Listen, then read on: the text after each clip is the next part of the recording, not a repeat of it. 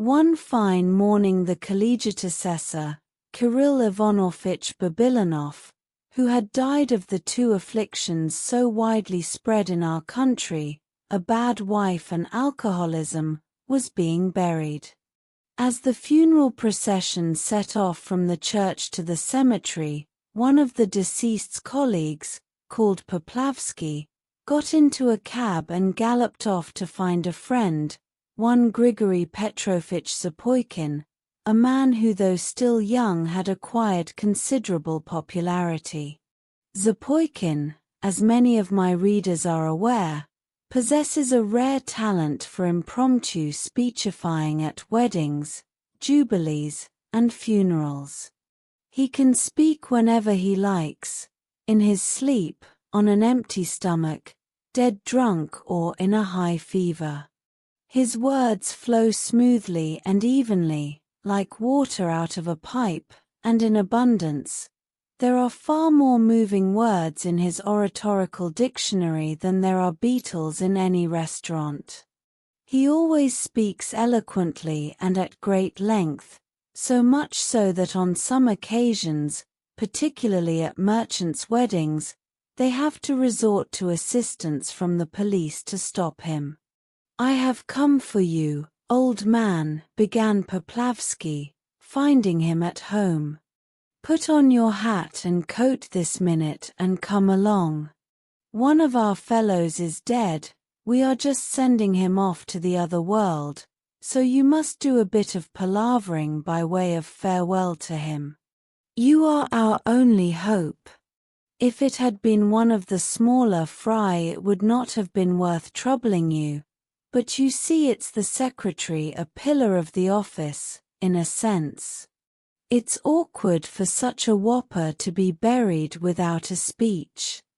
"Oh, the secretary," yawned Zapoikin. "You mean the drunken one?" "Yes. There will be pancakes, a lunch, you'll get your cab fare. Come along, dear chapter. You spout out some rigmarole like a regular Cicero at the grave, and what gratitude you will earn." Zapoikin readily agreed. He ruffled up his hair, cast a shade of melancholy over his face, and went out into the street with Poplavsky. "I know your secretary," he said, as he got into the cab. "A cunning rogue and a beast, the kingdom of heaven be his, such as you don't often come across. Come, Grisha, it is not the thing to abuse the dead." Of course not, ought mortuus nihil been, but still he was a rascal. The friends overtook the funeral procession and joined it.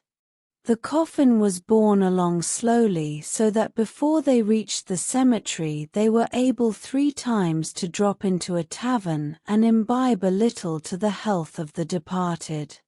In the cemetery came the service by the graveside.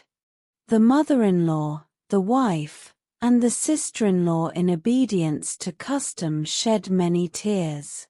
When the coffin was being lowered into the grave the wife even shrieked, "Let me go with him," but did not follow her husband into the grave, probably recollecting her pension.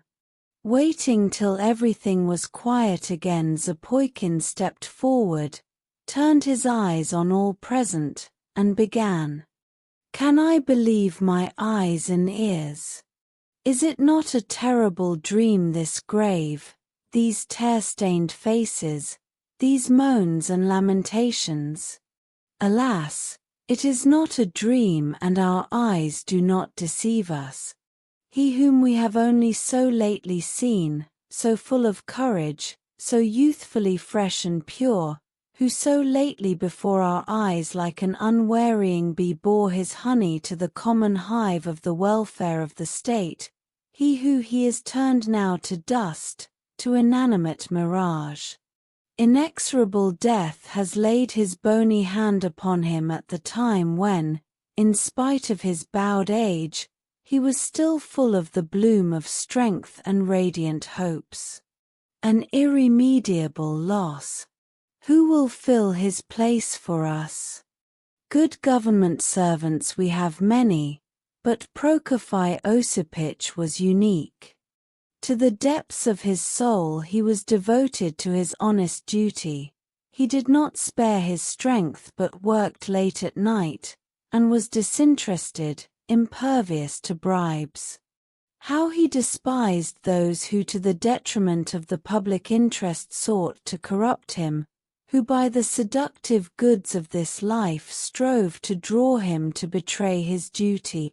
Yes, before our eyes Prokofy Osipich would divide his small salary between his poorer colleagues, and you have just heard yourselves the lamentations of the widows and orphans who lived upon his alms. Devoted to good works and his official duty, he gave up the joys of this life and even renounced the happiness of domestic existence. As you are aware, to the end of his days he was a bachelor.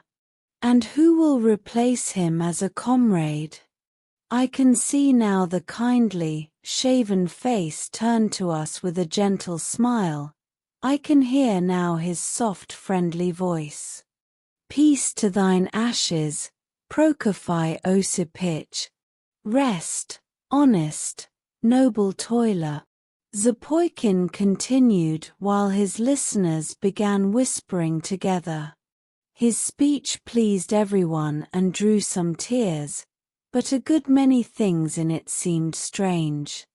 In the first place, they could not make out why the orator called the deceased Prokofy Osipich when his name was Kirill Ivanovich. In the second, everyone knew that the deceased had spent his whole life quarreling with his lawful wife, and so consequently could not be called a bachelor. In the third, he had a thick red beard and had never been known to shave, and so no one could understand why the orator spoke of his shaven face. The listeners were perplexed. They glanced at each other and shrugged their shoulders.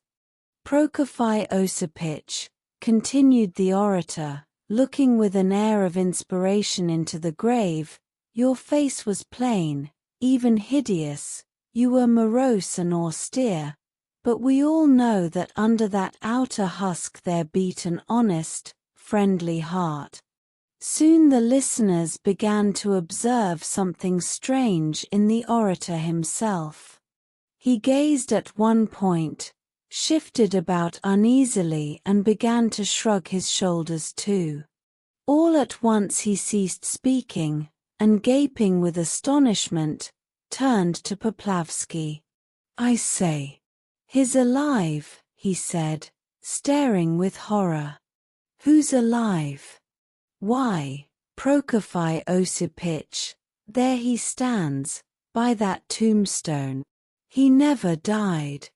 It's Kirill Ivanovich who's dead.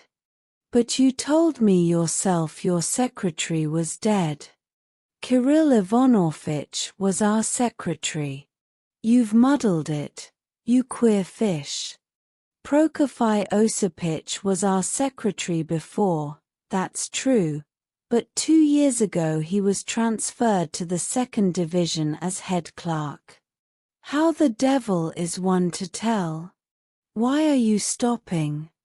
Go on, it's awkward. Zapoikin turned to the grave, and with the same eloquence continued his interrupted speech.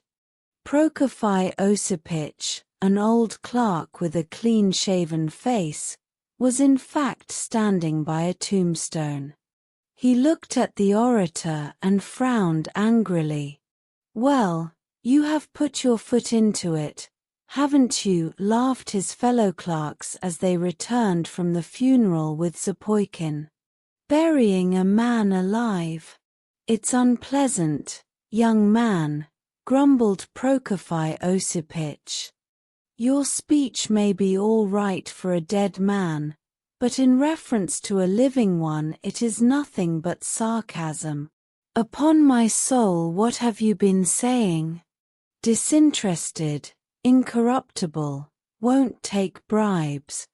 Such things can only be said of the living in sarcasm. And no one asked you, sir, to expatiate on my face. Plain, hideous, so be it, but why exhibit my countenance in that public way? It's insulting.